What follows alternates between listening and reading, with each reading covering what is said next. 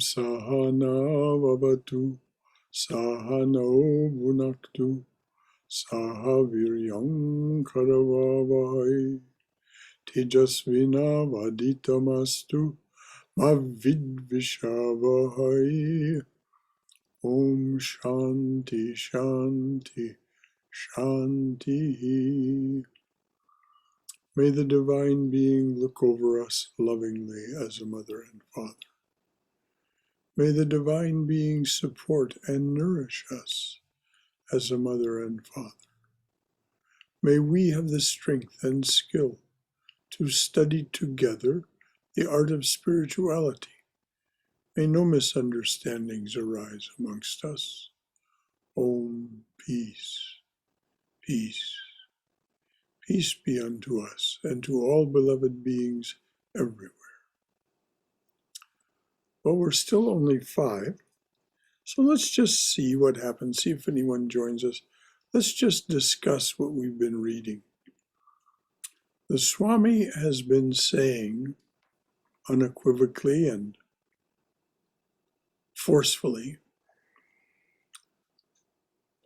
that there's no reason for fear or weakness, no reason to shrink. There's Nira and Vijay. So I declare a quorum, that being my rule. Me. So, yeah, there we are.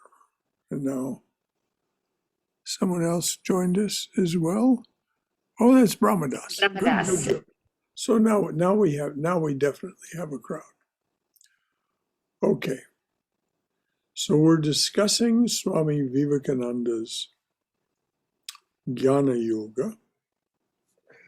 We're on chapter 14, which is titled Immortality. And I'm going to go back and read into where we left off the last time, because I think it's important for us to have this firmly in mind, what it was that the Swami was saying. That is the problem with dualism. Of course, he's preaching and teaching to us a completely non-dual point of view. Tattvamasi, that thou art.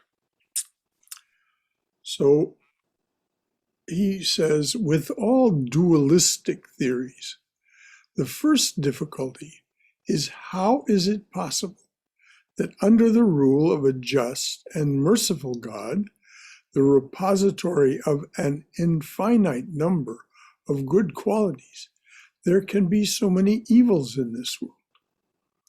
This question arose in all dualistic religions, but the Hindus never invented a Satan as an answer to it. The Hindus with one accord laid the blame on man. And it was easy for them to do so. Why? Because, as I have just now told you, they did not believe that souls were created out of nothing. We see that in this life that we can shape and form our future. Now, I'm going to repeat that because this is a key idea that the Swami is going to develop. We see in this life that we can shape and form our future. Every one of us, every day, is trying to shape the morrow. Today, we fix the fate of the morrow.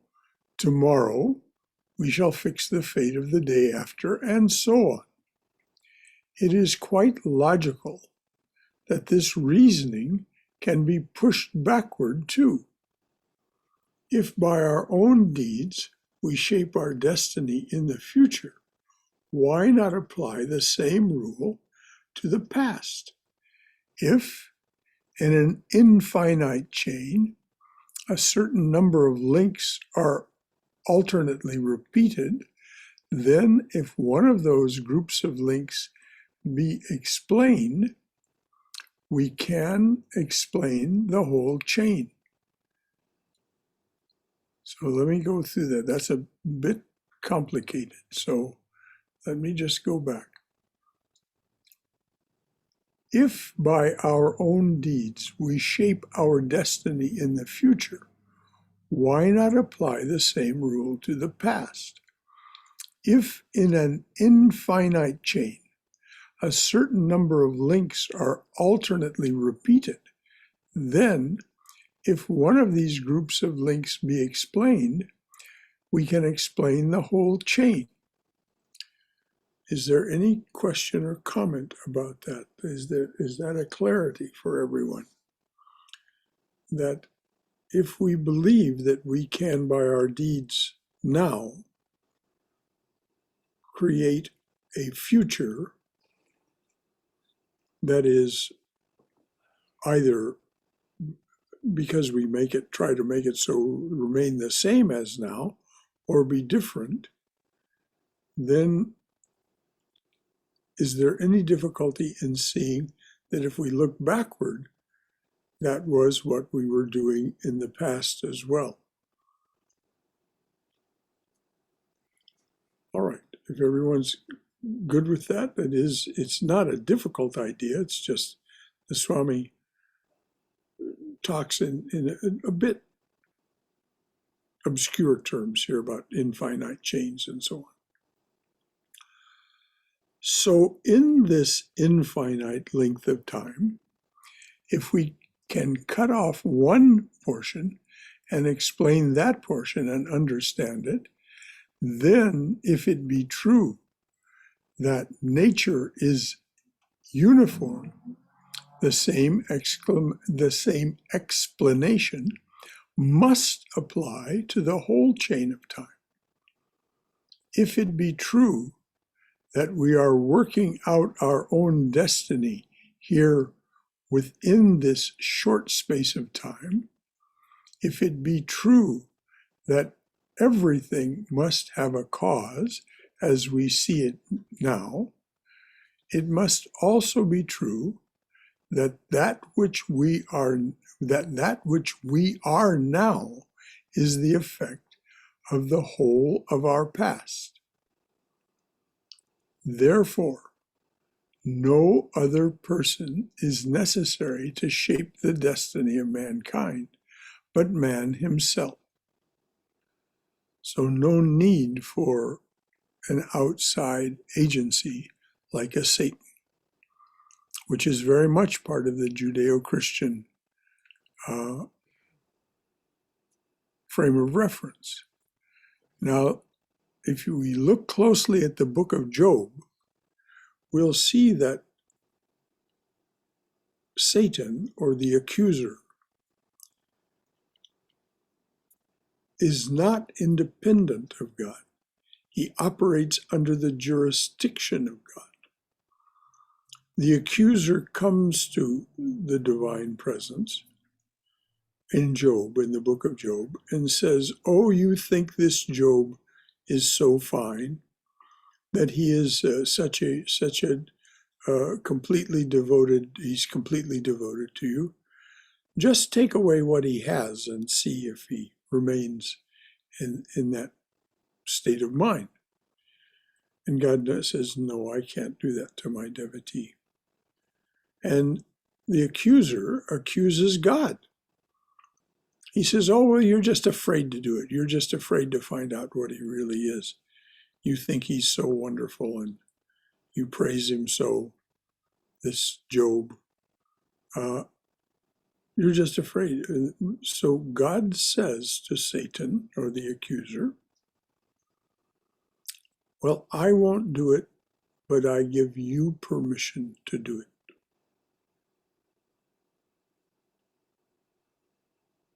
Now, in his omniscience, of course, the divine already knows the outcome, but the accuser does not.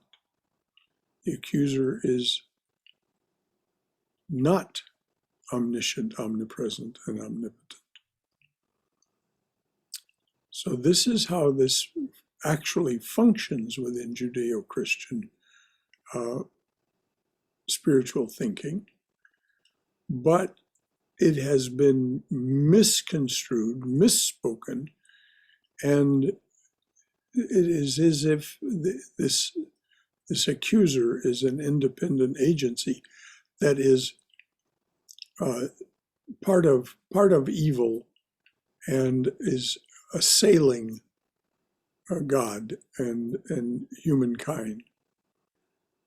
No, the fact is, by God's permission, he is the deceiver.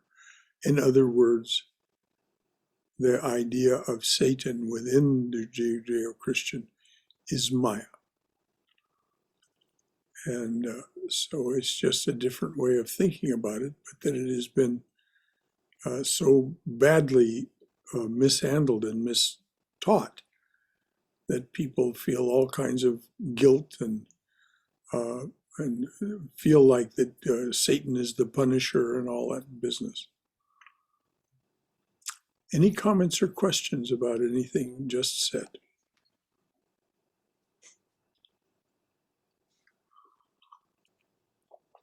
I encourage anyone who is the least bit curious about this Judeo-Christian question of the independence of Satan as an independent agent to read the book of Job. And you see clearly that Job is, what happens to Job is done not by God directly, but by permission of his agency, the accuser.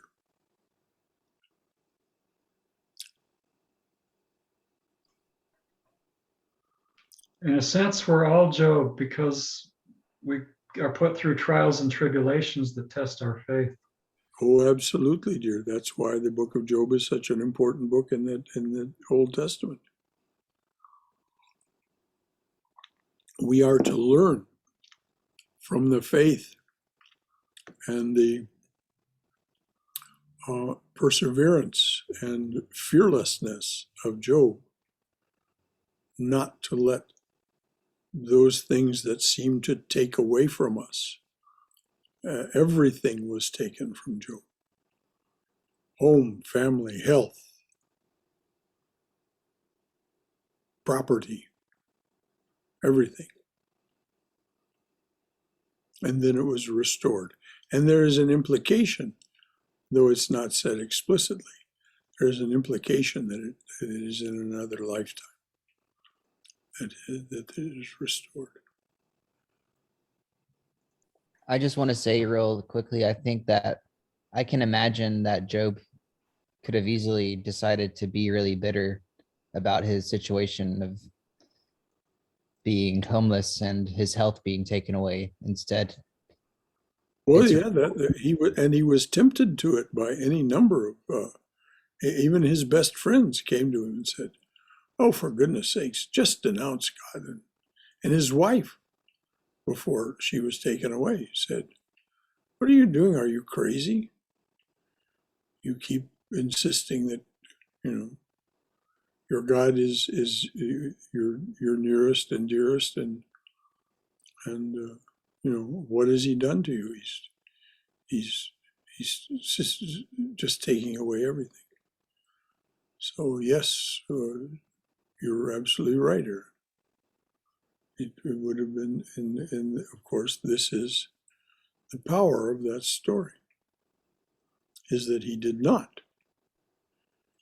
And ultimately, everything was restored to him.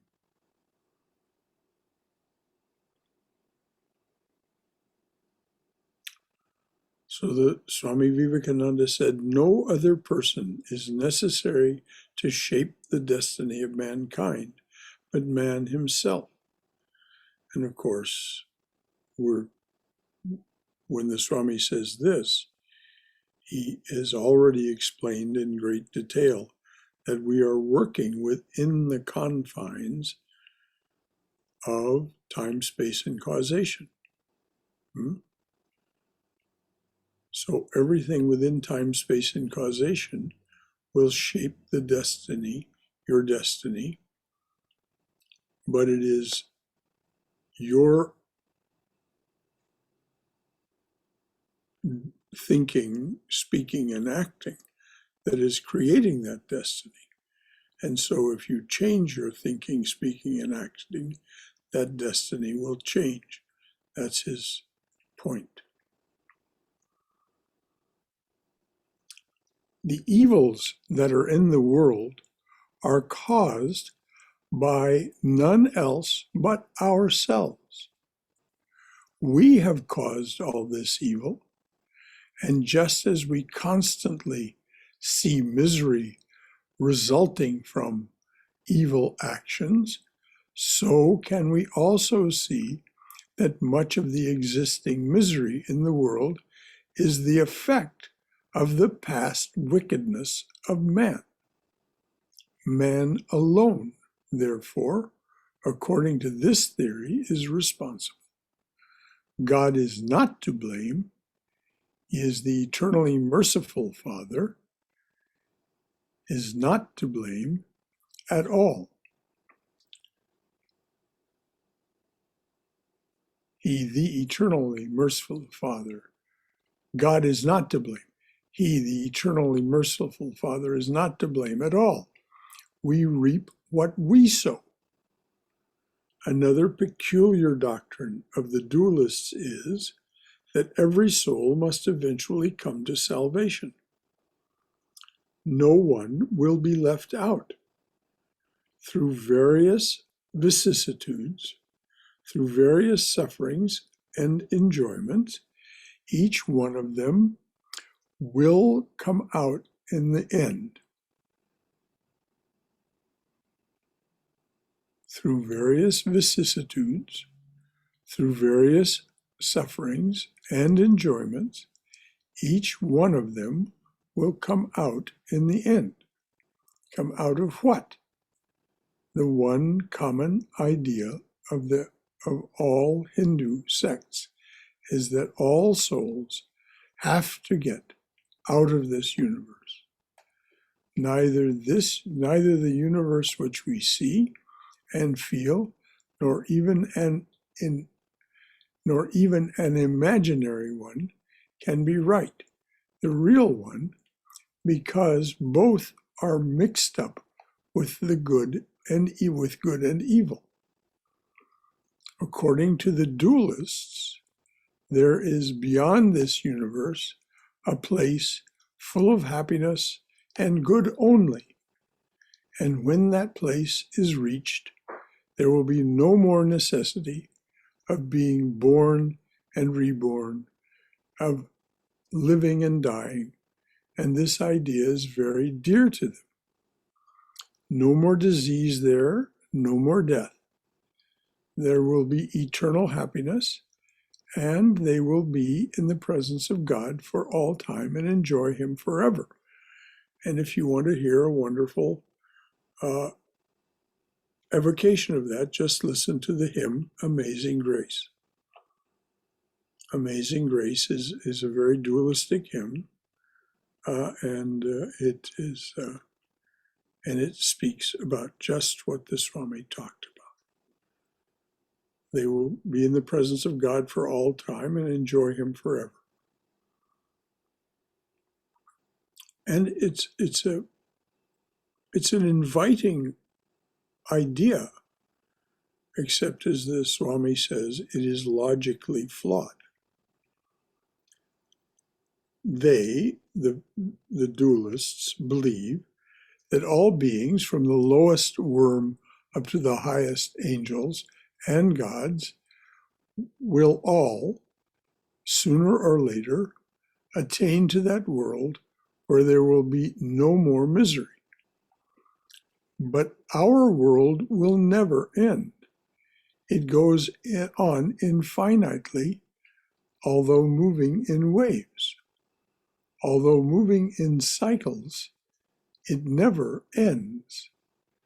The number of souls that are to be saved, that are to be perfected, is infinite. Some are in plants, some are in the lower animals, some are in men, some are in gods. But all of them, even the highest gods, are imperfect, are in bondage. What is the bondage? The necessity of being born and the necessity of dying. Even the highest gods die. Now, this is small g gods. We're not talking about Ishvara and Ishwari, although actually we are, because they are part of a cycle of, so ultimately they don't die in the sense that we die. They simply return to the source and reemerge the next time there's a cycle of manifestation.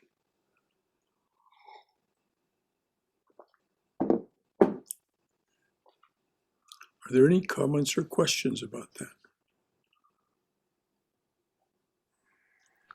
Okay. Hari Om, Brother Shankara. Yes, Vijay. When Swamiji spoke about every person, and I'm paraphrasing, every person, every individual is responsible for whatever the person is going through or whatever the destiny we may call. Am I correct that he would also be including in that one both individual as well as collective aspect of it? Because, for example, in India, when the British came as traders, not as rulers, slowly and slowly, the people in India kept on accepting this subordination. And it was not a matter of individual action. And later on, to come out of that situation, when Gandhiji made his attempts, he could not be also alone. His action had to be collective action. Yes, if you read Swami Vivekananda's lectures from Colombo to Almora, they're gathered together under that title. From Colombo to Almora, you'll find them in the complete works. He speaks very directly to the Indian people about their collective responsibility for having been conquered by the Mughals and by the British. And so, yes, there is collective karma as well as individual karma. There is no other explanation, for example, for what has happened to the Native American peoples of the Americas. For more than 500 years now, they have been in a very dire situation, and that continues, as we just saw, for the water protectors in the upper Midwest and so on. And so, yes, there's such a thing as collective karma. Again, if you want to read about karma in detail, Swami Abhedananda wrote a book. Well, actually, what he did was he delivered either 3 or 4 lectures, I don't remember which, in the 19-teens, 1917, 18, 19, somewhere in there, at the University of California at Berkeley. And they were collected together, edited, and issued as the book, The Doctrine of Karma. So all of that is available to you if you want to look at it in some detail. This book is available from the bookstore in California? I'm sure it is, yes. Thank you. Just Google it. Just Google, and you'll see that it'll be available from a number of sources, I'm sure. The Doctrine of Karma, Swami Abhedananda. Thank you very much. Mhm. Anything else from anyone?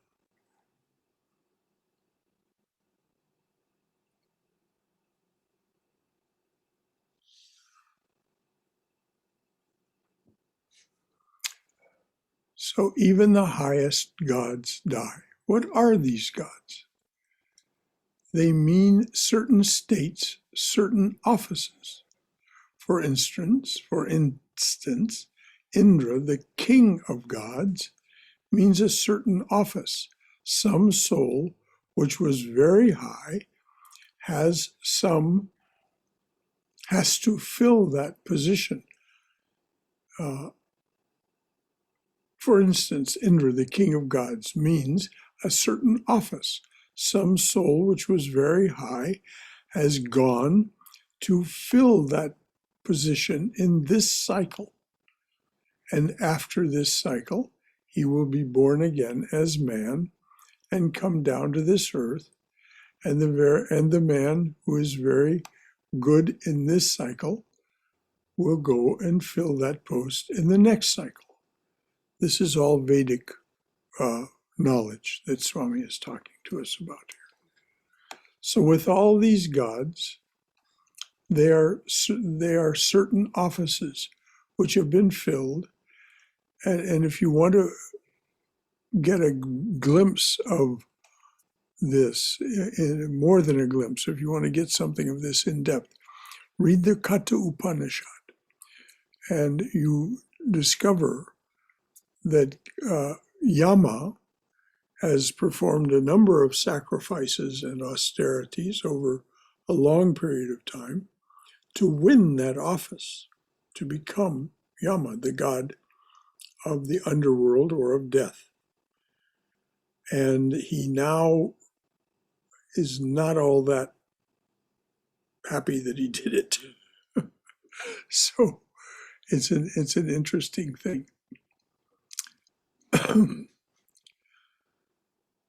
There are certain offices which have been filled alternately by millions and millions of souls. Why? Because the cycles go on and on and on and on. Though it's numbered in billions of years, there's yugas within cycles and within kalpas and so on and so forth. It's all, according to the Vedas, it's all spelled out. These posts, these offices have been filled alternately by millions and millions of souls who, after filling these offices, came down and became men. Those who do good works in this world and help others, but with an eye to reward, hoping to reach heaven or to get the praise of their fellow men, must, when they die, reap the benefit of those good works. They become these gods. And this is what I said in the Katha Upanishad. You can read about that. But that is not salvation. Salvation never will come through hope of reward. Let's read that again.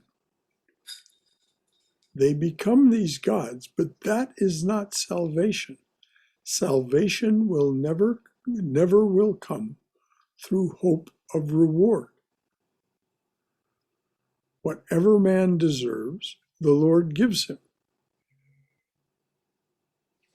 Now, it isn't volitional.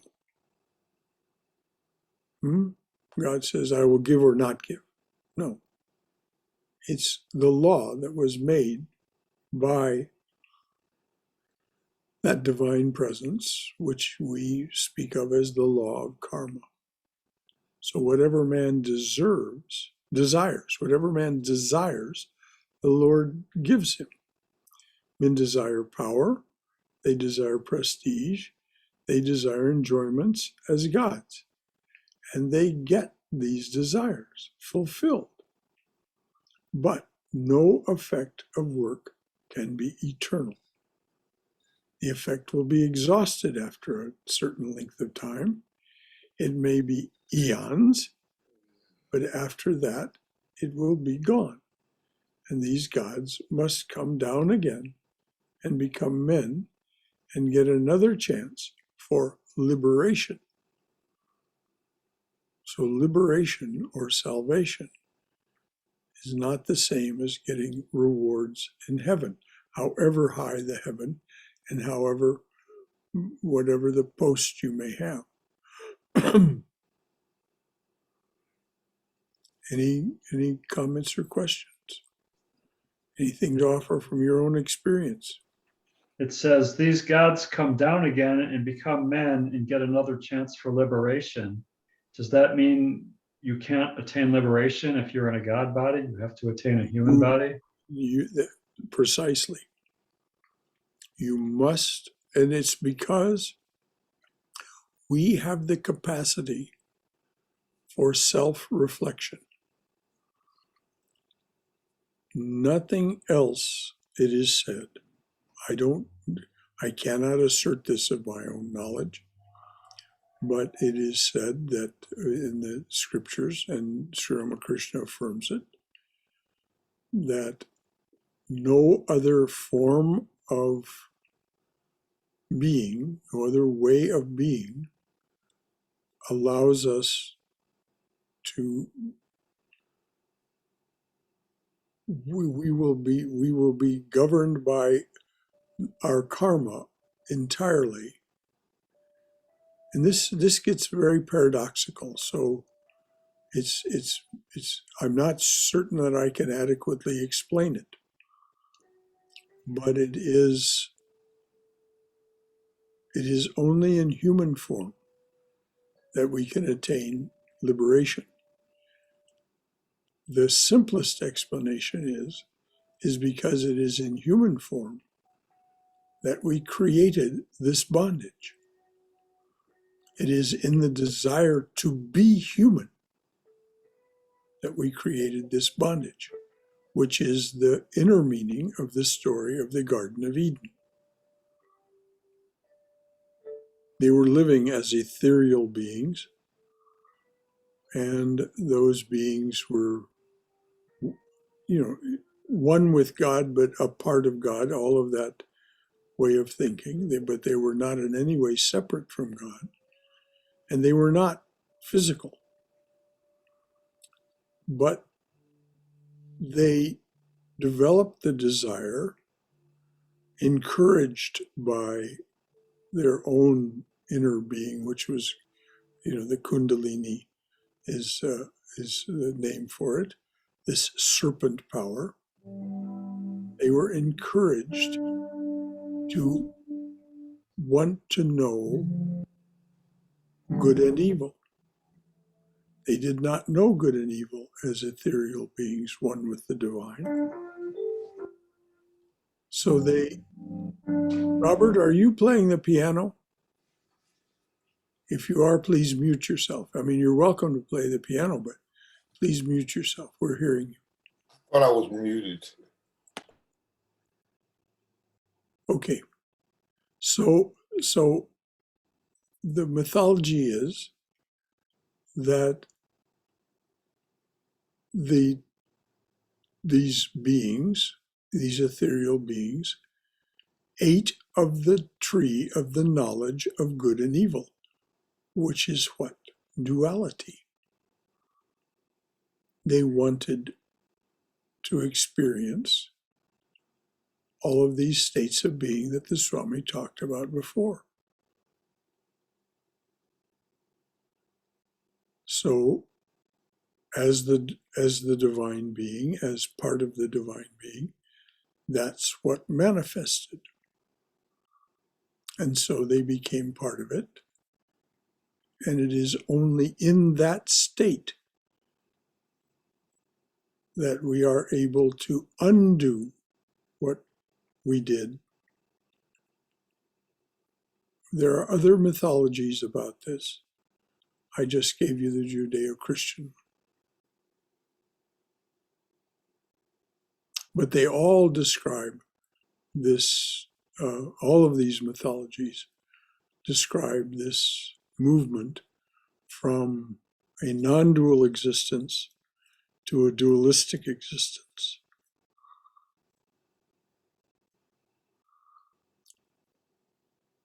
That get it for you, Brahmadas? Yeah, interesting interpretation of Genesis there. I think that was Genesis, Adam and Eve.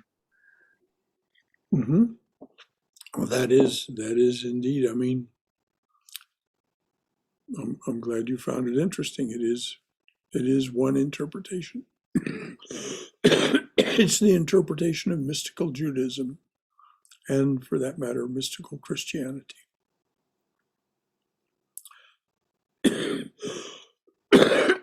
St. Thomas Aquinas expanded on it, that idea greatly. He also was the one who said the universe both exists and does not exist.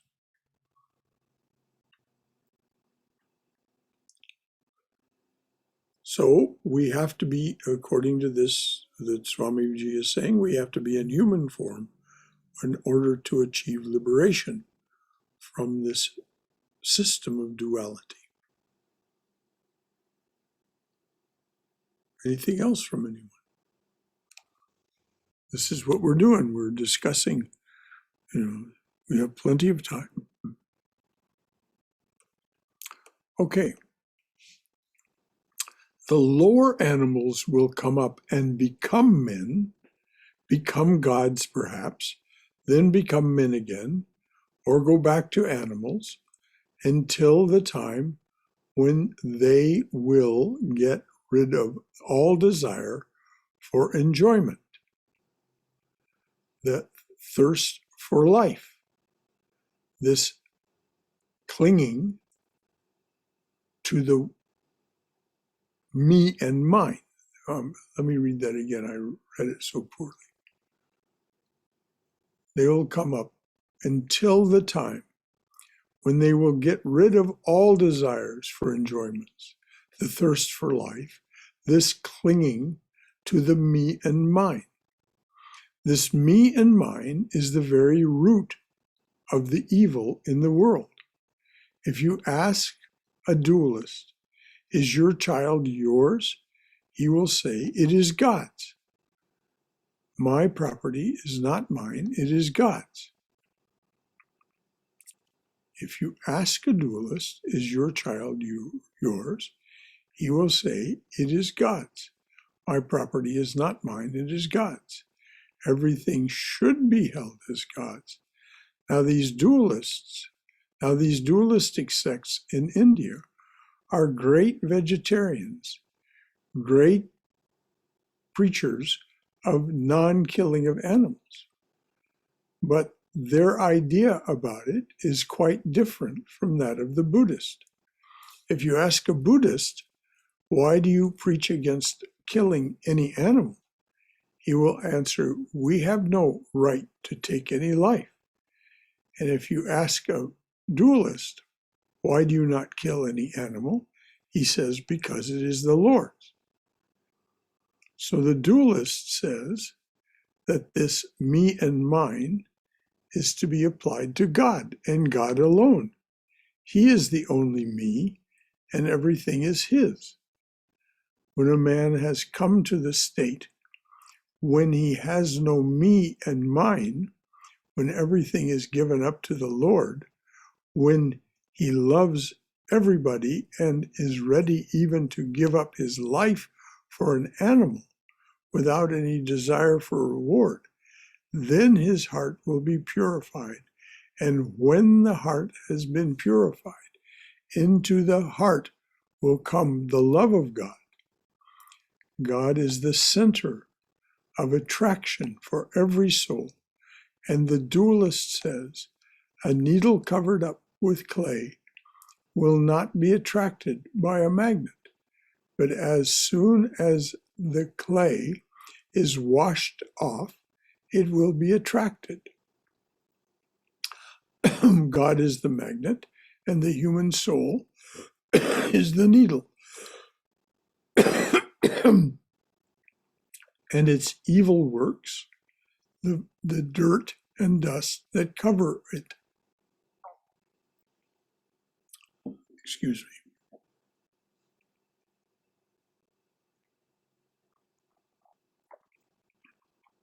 As soon as the soul is pure, it will by natural attraction come to God and remain with Him forever,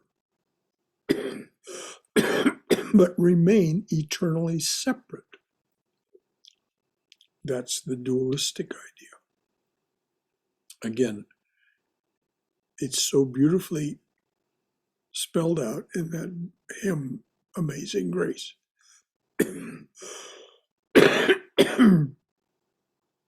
God gave me this grace. When I die, I will go to a place where I will worship God in prayer and song eternally, but I will be separate from God. I will enjoy the state of worship forever. So, for the dualist, they will remain eternally separate. The perfected soul, if it wishes, can take any form. It is able to take 100 bodies if it wishes, or have none at all if it so desires. It becomes almost almighty, except that it cannot create. That power belongs to God alone. What he's doing is he's describing chapters 3 and 4 of Patanjali's Yoga Sutra here. So if you want to know what he's talking about in detail, read chapters 3 and 4. This business of, it can take it, the perfected soul. Notice, not the liberated soul, the perfected soul, if it wishes, can take any form. It is able to take 100 bodies if it wishes, or have none at all if it so desires. It becomes almost almighty, except that it cannot create. That power belongs to God alone. None, however perfect, can manage the affairs of the universe.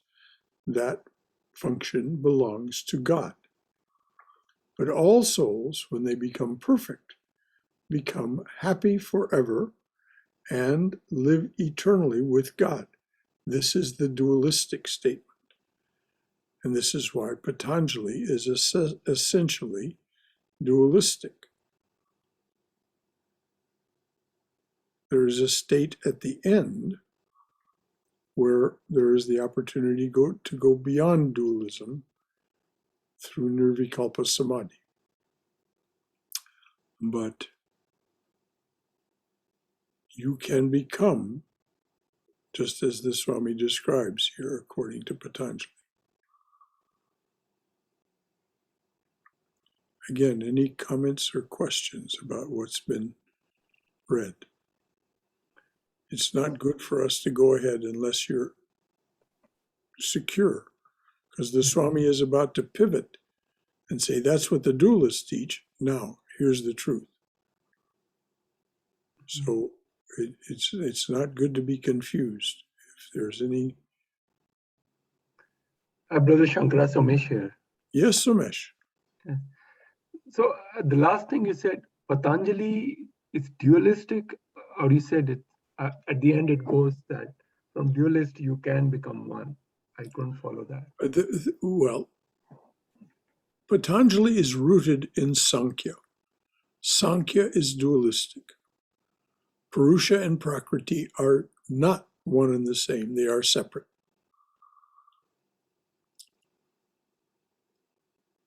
You can become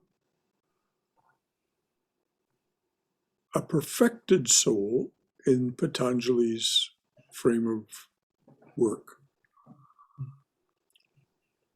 And you can achieve this omniscience, omnipotence, omniscience, omniscience, omnipotence, omnipresence.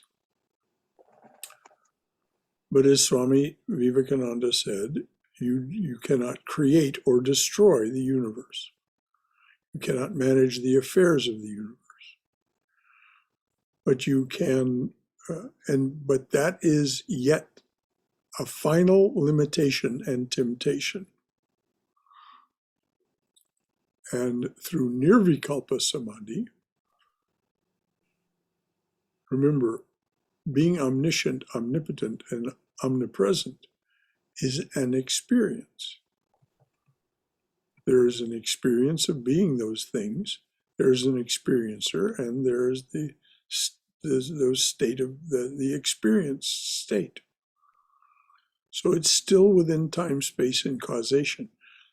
It's still limited by that, as Ishvara and Ishwari are so limited, except they are actually beyond it and can leave it at any time, as Krishna says in the chapters 2 through 6 of the Gita. He repeats over and over, I can,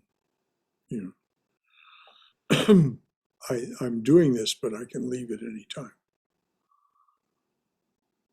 So, yes, Patanjali is dualistic, but there is that possibility of overcoming that last temptation and renouncing even that, at which time you then enter this state of realization called nirvikalpa samadhi. And none returns from that state except for those who are coming back to teach.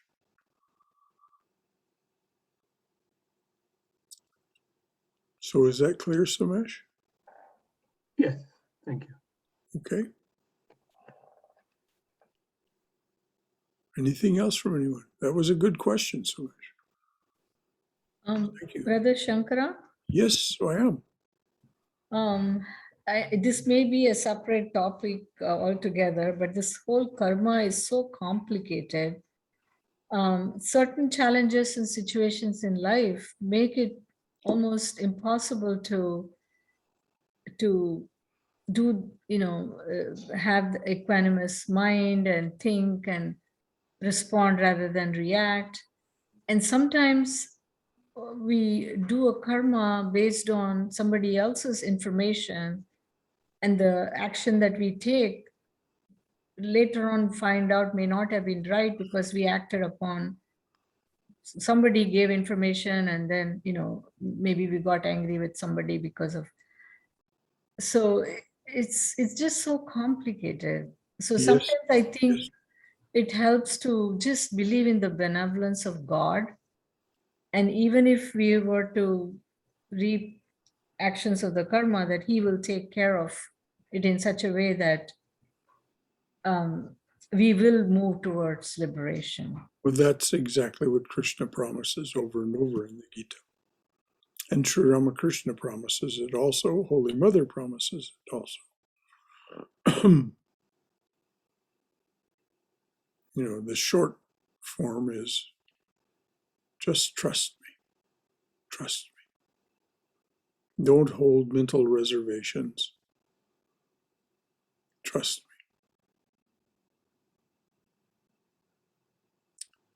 me. And who is the me?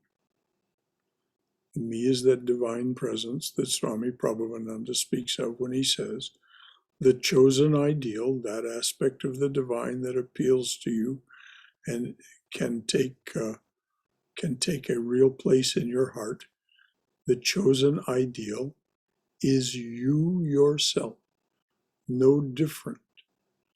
Learn to feel that living presence. And learning to feel that living presence is the beginning. Then you slowly and slowly come to understand that the living presence is far vaster than you can possibly imagine. And then you realize that you are a part of it. And then you later realize that it is the only thing that is. This is the sequence as described by Swami Sridharananda. But along the way, we have just exactly what you described, Swaya. We have this complete confusion. And Swami Prabhupada also says, when that happens, when you come to the conclusion, when you come to the feeling that I don't know anything, I just don't know anything, then the dawn of knowledge, capital K, comes. Brahmadas, do you have your copy of Realizing God there? Oh, it's upstairs. I can go grab it. No, it's all right. Never mind. I just wanted to read the exact quote. I have it handy with me. Say it again. I have it handy with me. If you know. Okay, it's on page 467.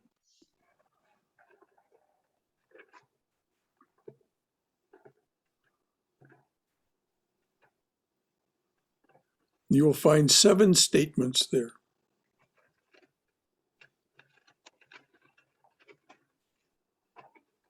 Yes, I see it. Okay. Read the one that says, when you come to the conclusion that you know nothing. I've paraphrased it. Please read the accurate quote. Okay. I'm trying to find that one. I know it's. I think it's the second one. Second is, as you proceed further, you will say, I don't understand anything, until the darkness goes away and there is light of Brahman. Okay. Please read it again. Yes. As you proceed further, you will say, I don't understand anything, until the darkness goes away and there is the light of Brahman. But notice that is sequential. Yes. Swayam, does that sound familiar to you?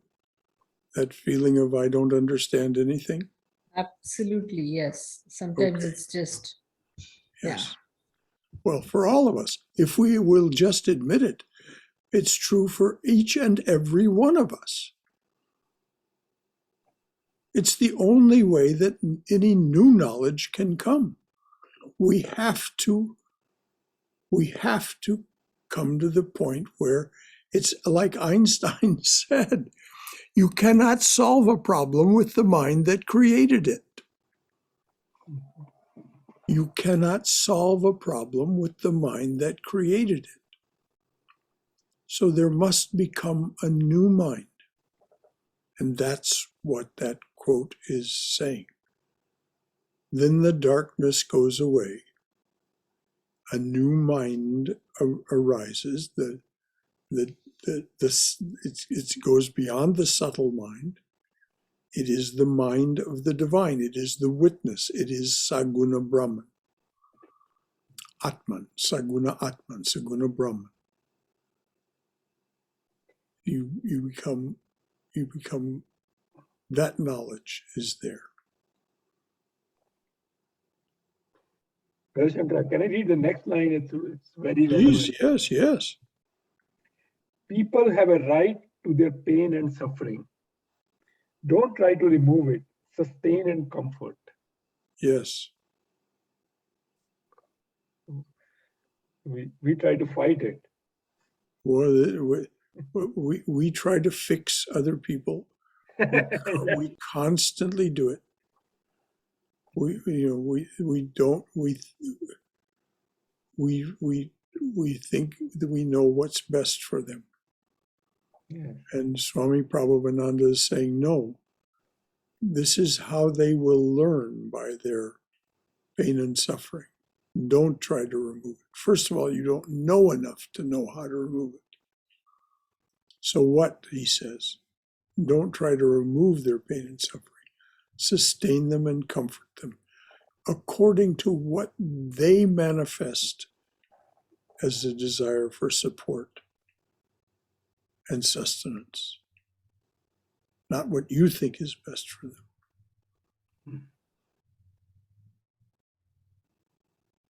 So yes, those 7 statements are there for a very good reason. Nalini, Edith Tipple, found these in the recorded conversations with the Swami of many disciples, and also in people's diaries.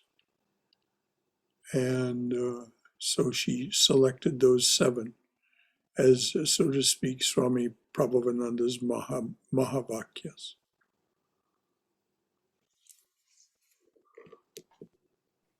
But it was Edith Tipple who selected these phrases, correct? Yes. Still alive? Swami Prabhavananda didn't select anything in that book. This was all Edith Tipple's work from, if you read the introduction, you'll see how she created the book. And it was from reading the transcripts of all of his talks from 1938 to 1976. And on the talks that were on the same topic, finding the best that was in each of them. And then she also read many people's letters, the transcriptions of their conversations with the Swami, and diaries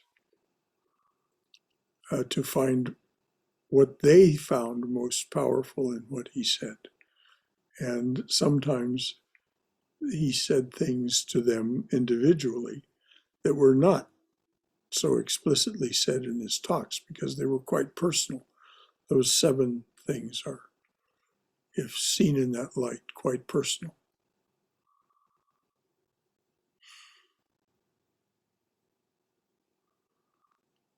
In that sense, this book is an impressive piece of work on par with M's Gospel of Sri Ramakrishna. Oh, Is Edith Tipple still alive? no, Contact her now. she died about, I guess it's going on 2 years ago now. She was a dear friend. Too bad. Oh, well, no. She was quite ill, and it was good that her suffering ceased. It's too bad from our perspective. I mean, I lost a dear friend. I mean, she was one of the most impressive of Swami Prabhavananda's disciples in terms of the work she did. No, clearly, to put together a work like this is impressive. Yeah, very inspired devotee there. There's another book by her that you might want to get your hands on. It's called What the Disciples Said About It. That's the titles. That's the title of the book. What the Disciples Said About It, and it is the recordings. She went through every teaching that she could find, any recorded teaching of all of Sri Ramakrishna's direct disciples, and collected. Just say the topic is compassion. What did Swami Brahmananda say about compassion? What did Swami Premananda say about compassion? What did Swami Adbhutananda say about compassion? You'll find it all there, and it is a magnificent work. Again, just her being willing to go through pages and pages and pages and recording after recording after recording, and doing her own transcriptions of things that had been recorded on various media. And oh, what a wonder Nalini was and is, somewhere. If you want to read a tribute to her, look in American Vedantist. I think it's 76, number 76, 76 or 77. I think it's 76. There's a lovely tribute to her. So, dears, we've come to the end of the hour. Is there anything else from anyone? Brother Shankara? Yes, dear. I came across this quote today from Inspired Talks of Swami Vivekananda, and it's one of those typical Swamiji's quotes that just makes you like float in cloud nine. Yes, indeed. What Yes. is it, dear? He says, give up, renounce the world. The title is Own the World by Renouncing It. So give up, renounce the world. Now we are like dogs strayed into a kitchen and eating a piece of meat, looking around in fear lest any moment someone may come and drive them out. I'm waiting for the page to turn.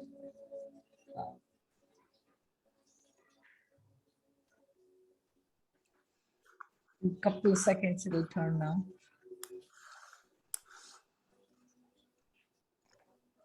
Instead of that, be a king and know that you own the world. This never comes until you give it up and it ceases to bind.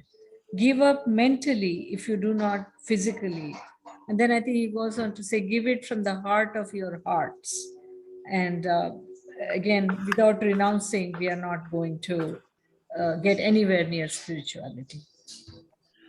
Well, of course, this is the thing to understand about those inspired talks is that they're called inspired talks because Swami had his second full experience.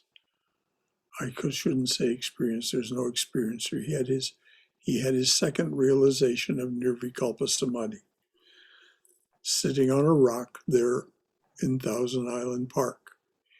He had come to Thousand Island Park to the home of Mrs. Dutcher, who was a wealthy woman and had a lovely home in Thousand Island Park, which is in way far upstate New York. And in June of 1895, Swami Vivekananda had his second full realization of Nirvikalpa Samadhi. And when he came back from that, of course, he was like an artesian fountain that had been uncapped. And it was all that people could do he spoke so much and so fast that we have these, the original of that book is in shorthand, those kinds of shorthand that were known in 1895. And they were just a collection of documents that were left at Mrs. Dutcher's house. No one knew about them.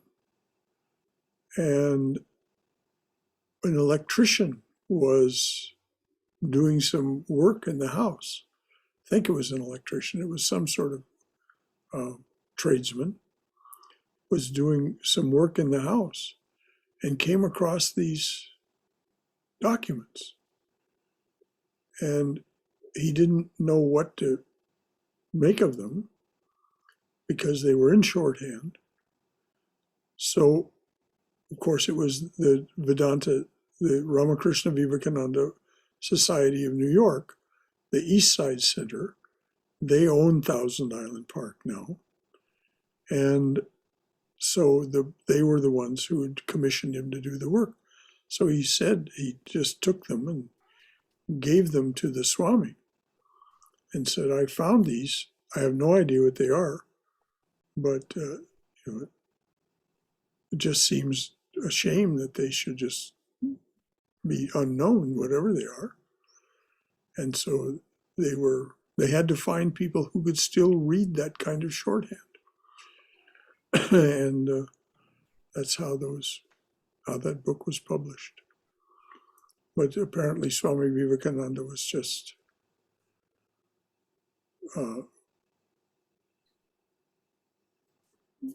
he just couldn't say enough fast enough. He actually frightened Mrs. Dutcher.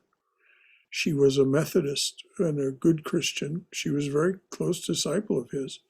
But she left she said, you all can stay and use the house as long as the Swami wants to stay here. But I can't take this. He was just overwhelming her. So those are remarkable, remarkable utterances from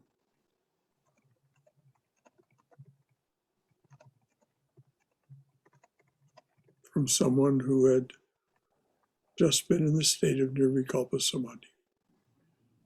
So they're from June and July 1896 and 1895, I mean. And then he went to London shortly afterwards.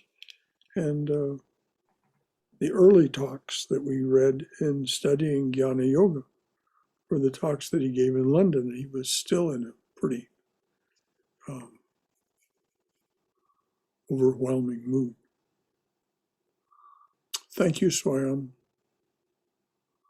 You want to read that again, please? Sure.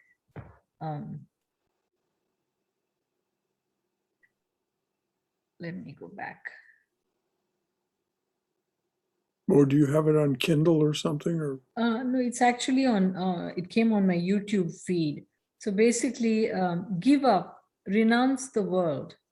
Now we are like dogs strayed into a kitchen and eating a piece of meat, looking around in fear, lest at any moment someone may come and drive them out.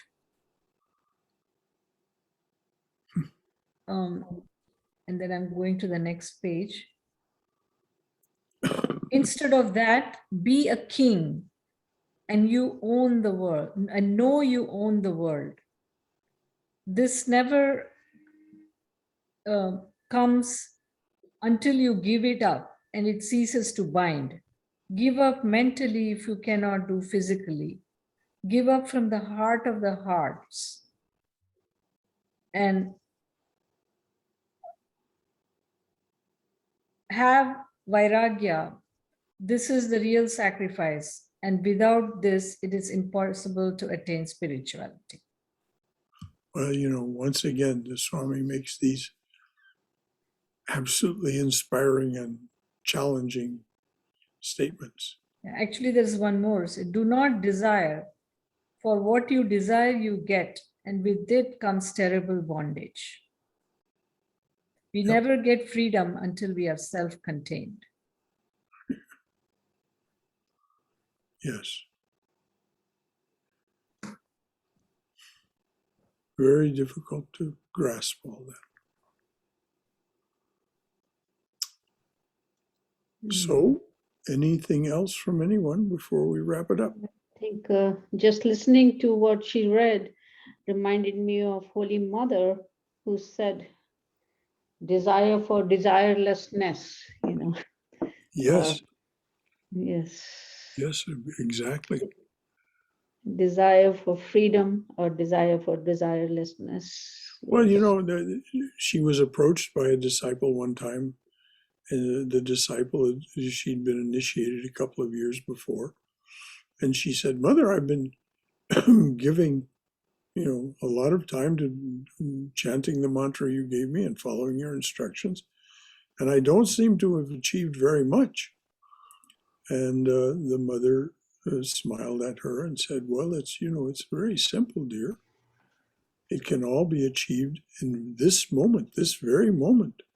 All you have to do is stop wanting anything. Mm. And of course, if any of us are at all honest with ourselves, we'll say there are still lots of things we seem to want. Is that, in a way, same thing as having contentment? Santosha is santosha. perfect santosha and perfect shraddha are the state of being of a purified soul, of a ripe ego, of the sthita prajna, as it's called in the Gita. Perfect santosha, Yes. perfect Proper Shraddha. yes. Yes. And the willingness and the ability to, as Sri Krishna says, without any thought of living otherwise, to obey the Atman, to obey that inner voice that will tell us exactly what to do every moment and free us utterly from the karma associated with our actions. Because it is the Atman doing it and the Atman receiving the results, including the karma. This is what Krishna says very explicitly to us in chapters 5 and 6 of the Gita. So this would apply to if we are given some wrong information and we, based on that, we take an action, it would call upon us to have the listen to our own inner voice, what that as a guide. Yes, but if someone gives you wrong information and in good faith you act on it, at the very worst you share the karma with the other person, and the other person will bear the larger burden of that. Because whether they deliberately or not and misinformed you, they gave you bad information on which to act. This is why Sri Ramakrishna would get so mad with people. He would climb on their shoulders and beat them on the head. You rascal, you told me something that wasn't so. I acted on it, and then things didn't go well. So I went to Mother and I asked her about it, and she said, no, that isn't, this is how it is. That's not how it is. So he actually, I think it was Ramlal, that he actually, Ramlal was doing worship in the Radhakanta temple there at Dakshineshwar. And Sri Ramakrishna ran in, jumped on his back, on his shoulders, and began beating him on the head. He was so upset with him. And also I want to mention one thing that this book that I read by Swami, I don't know who it's written, but A Light to the West. It's about biography of Swami Prabhavananda. Yes, it's a beautiful book. It is a beautiful book, and it is about Swami Prabhavananda. And it was written, it was actually compiled by Swami Prabhavananda's right-hand person. Her name was Anandaprana. She was a nun at the society there from 1948. She was one of those Jews that escaped Nazi Germany. And she found her way to Swami Prabhavananda in 1948 and became a nun and ultimately became his most trusted assistant. And so after he left the body, she collected these things together and published it privately. And then later, another one of Swami Prabhavananda's monastic disciples, a nun, Brahmaprana, is the one who smoothed it, so to speak, added some material, and published it as A Light to the West. So that's how that book came to be. And anyone who wants to know about Swami Prabhavananda, that book is well worth your time to read. It's A Light to the West. We sell it in this bookshop here, but you can get it online. Again, it's just interesting facts in it, Oh, yes. How he brought the shrine at Santa Barbara, beautiful, how he ordered the cherry wood shrine, custom made, and it got shipped from India, and how the other two Swamis, you told me the name of the two Swamis that blessed it before, Two direct disciples, yes. Yes. It's a beautiful. But that's not the shrine. That's in the shrine in Hollywood, not Santa Barbara. In Hollywood, okay. Not in Santa Barbara, okay. Yes. And to be in the presence, to be in that shrine room, is to be transported. Mm. Anything else, dears?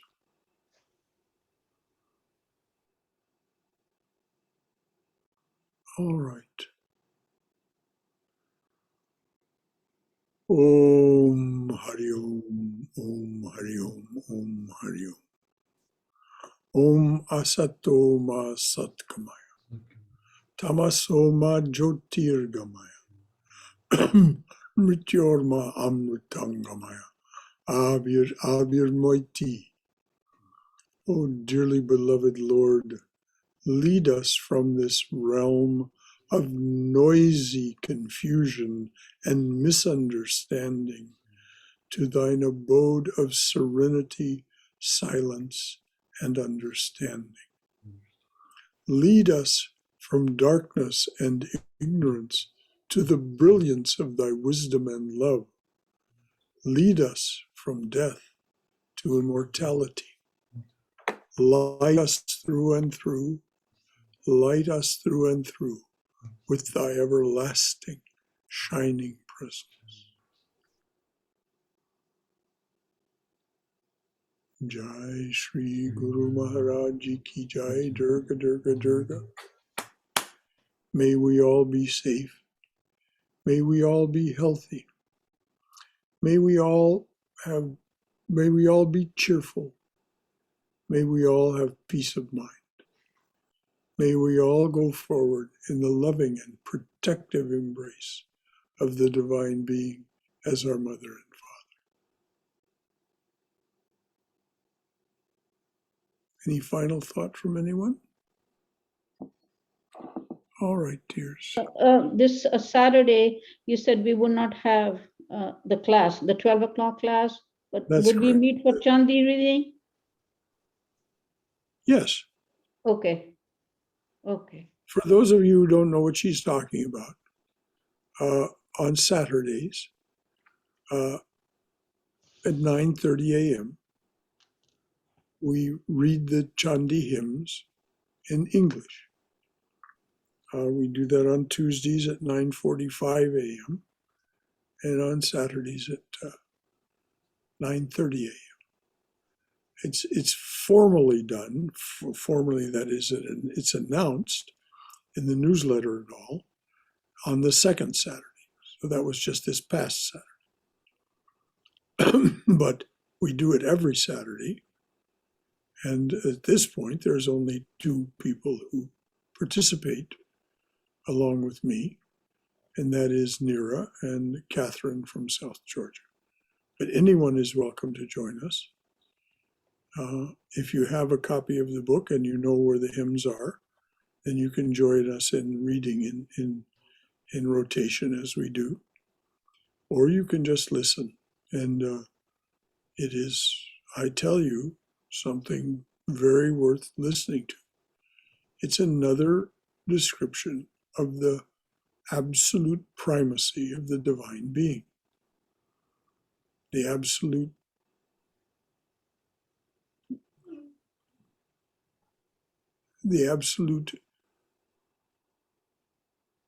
monarchy of Mother. She is the queen of all. She is everything. She does everything.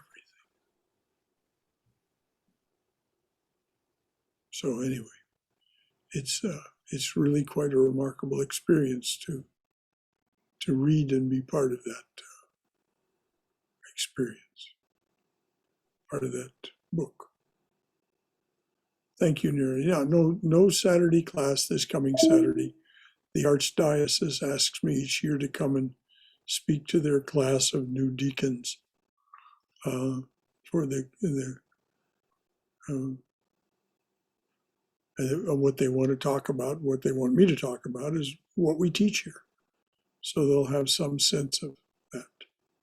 That's pretty cool that they're open-minded enough to listen to Vedanta. I like that. Well, they don't just listen to us. They get the Buddhists in there, and there's a rabbi will come, a Buddhist priest will come. I don't know what other spiritual traditions, but I think they have some Protestant people come as well. And they ask some very sharp questions. These are quite accomplished and intelligent people. Otherwise, they wouldn't be becoming deacons. And so they ask some very, very sharp questions. It's an interesting hour, or a little bit more actually, by the time it's all over with.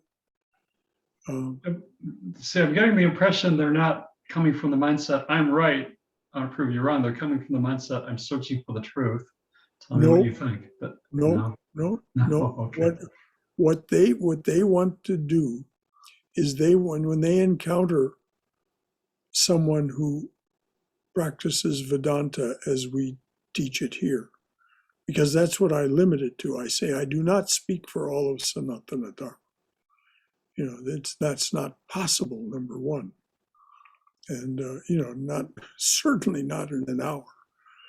But I can summarize what we teach here. And they're very accepting and they're very attentive. And as I say, they ask very sharp questions. But it isn't, they believe they're Catholics. And they believe they are what they are. They want to know if they encounter someone like me or you or anyone else that's part of our congregation or part of this great tradition of Sri Ramakrishna and Holy Mother and Swami Vivekananda. Who are they speaking with and what do they believe? And they want to know that same thing about the Buddhists and the same thing about the Jews and so on. But it isn't that they're open to the idea that they're not right. No, they're Catholics. Mm-hmm. And they're very committed Catholics. And they should be if they're going to be deacons. They shouldn't have any wavering in their faith. Catholicism is a wonderful tradition.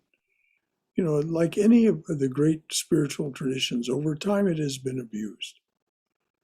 But if you are a practicing Catholic, you will achieve liberation, salvation, whatever you want to call it. Mm-hmm. If you go to Mass, if you take communion, if you go to confession, which is a requirement for taking communion, if you do your penances, you will become free from your karma. That is exactly the point of the confession and taking communion and doing the penances. You are free from your karma. Jesus has taken your karma. And, or the Lord, has taken your karma. And so you are free. And you die in a state of freedom.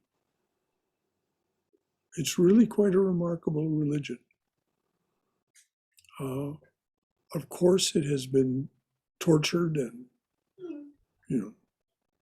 priestcraft has encrusted it, just like it has every other spiritual tradition, including even the fundamentalist Protestants. They don't see it that way, but that's what happened.